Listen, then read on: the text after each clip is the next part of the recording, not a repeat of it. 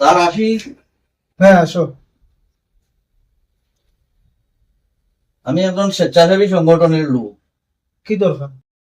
গতকালকে আমি বৃদ্ধাশ্রমে গেছিলাম, যে বৃদ্ধাশ্রমে আপনার বাবা আছে, হ্যাঁ তাই না একটা চিঠি আপনারা দিচ্ছে। দয়া করে যদি চিঠিটা আপনি রাখেন, দয়া করে চিঠিটা পড়বেন, তাই খুব রিকোয়েস্ট করিয়া দিচ্ছে।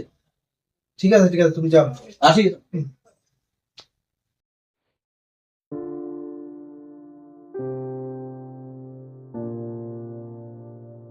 আজ 4 বছর হলো তুই আমাকে দেখতে আসিস না কুকা। যদি পারিস আমাকে এক নজর দেখে যাস।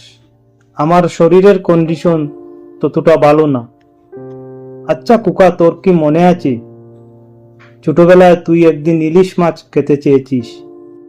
আমার সামর্থ্য ছিল না, তাই তোকে কিনে দিতে পারিনি। ওই দিন রাতে তুই রাগ করে ভাত না খেয়ে ঘুমিয়েছিস।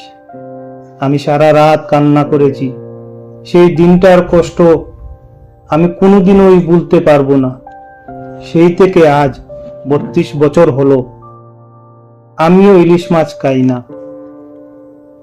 তোর মা অনেক বলেছিল, তবুও খাইনি। তবে জানিস কুকা, ইলিশ মাছ কিন্তু আমারও খুব পছন্দের ছিল। গত 5 দিন ধরে আমার জবান বন্ধ হয়ে গেছে। আমি আর কথা বলতে পারি না। শুধু জল খেয়ে বেঁচে আছি, অন্য কিছু খেলেই বমি হচ্ছে। ডাক্তার বলেছে আমার কি জানি বড় একটা অসুখ হয়েছে রে। আমি তো বাবা এত কিছু বুঝি না। শুনলাম অনেকদিন ঠিক মতো খাওয়া দাওয়া হয় না, তাই এমনটা হয়েছে। আমি নাকি দুনিয়ার আর অল্প কয়েকদিনের মেহমান। গতকাল কয়েকজন স্বেচ্ছাসেবী ছেলে আমাদের বৃদ্ধাশ্রমে এসেছিল। আমার অসুখের কথা শুনে একটা ছেলের আমার প্রতি খুব মায়া হয়। সে আমাকে বলেছিল, কাকু, আমি আপনার সন্তানের মতো। আপনার কি লাগবে আমাকে বলুন, আপনার যা লাগবে আমি কিনে দেব। আমাকে বলুন, আপনি লজ্জা পাবেন না। আপনার মৃত্যুর আগে আপনার শেষ ইচ্ছাটা আমাকে পূরণ করার সুযোগ করে দিন। তখন আমি তার কাছে বলেছিলাম, বাবা, আমার একটা অনুরোধ রাখবে? সে বলল, কাকু, আপনি নিশ্চিন্তে বলুন। তখন তাকে বলেছিলাম, একটা বড় ইলিশ মাছ কিনে দিতে হবে, আর সাথে আমাকে 3000 টাকা দিতে হবে। সে বলল, অবশ্যই কিনে দেব কাকু, আপনি এর থেকেও বেশি কিছু চাইলে কিনে দিতাম। তবে একটা সত্যি কথা বলবেন কাকু, একটা বড় ইলিশ মাছ আর 3000 টাকা দিয়ে আপনি কি করবেন? আসলে বাবা, ছোটবেলা সেই একটা ঘটনা আমার মনের ভিতর আজও লুকিয়ে আছে। খুব ইচ্ছে করে মৃত্যুর আগে আমার চোখের সামনে আমার কুকা বড় ইলিশ মাছ দিয়ে ভাত খাবে, আর আমি তা মন ভরে দেখতাম।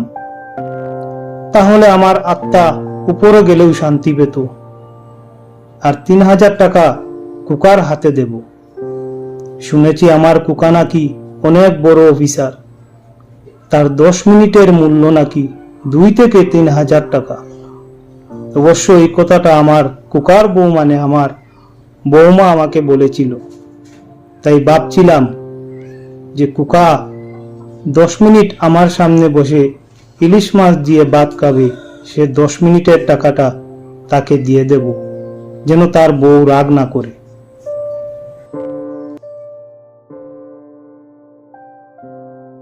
আপনি কি তাইনোর ছেলেনি? হ্যাঁ ওই যে বৃদ্ধাশ্রমে রাখিয়া গেছিলা, আর আজকে আইসেননি বাবার পুজলো আর লাগিয়া। আপনার বাবা তো ঘন্টা খানিক আগে মারা গেছে। আর মারা যাওয়ার আগে আপনার বাবাই 2টা জিনিস আমার কাছে দেয়া গেছে। ও একটা চিঠি দিছেন আপনার বাবাই আপনারে, আর কিছু টাকা দিছেন। কোনটা আপনার কাছে আমি সমঝাইয়া যাই গিয়া।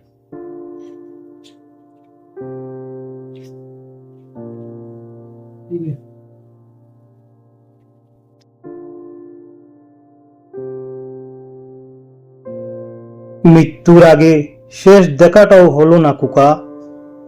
ভালো থাকিস আর সন্তানকে মানুষের মতো মানুষ করিস, যাতে আমার মতো তোকেও শেষ বয়সে বৃদ্ধাশ্রমে আসতে না হয়।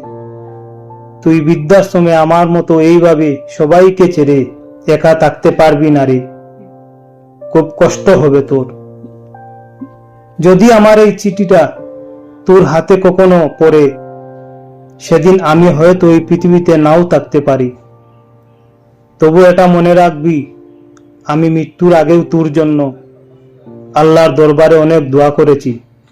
তোর উপর আমার কোনো অভিমান নেই রে কুকা। আর ভালো কথা, বৃদ্ধাশ্রমের ফ্রিজে তোর জন্য একটা বড় ইলিশ মাছ রাখা আছে, যাওয়ার সময় নিয়ে যাবি কিন্তু। ছোটবেলায় তুই একবার ইলিশ মাছ খেতে চেয়েছিস, আমি কিনে দিতে পারিনি, তাই আজকে রেখে গেলাম। ছোটবেলায় দুঃখ দেওয়ার জন্য আমাকে মাফ করে দিস কুকা। বড্ড বেশি মিস করছি কুকা, তোকে আর তোর মাকে।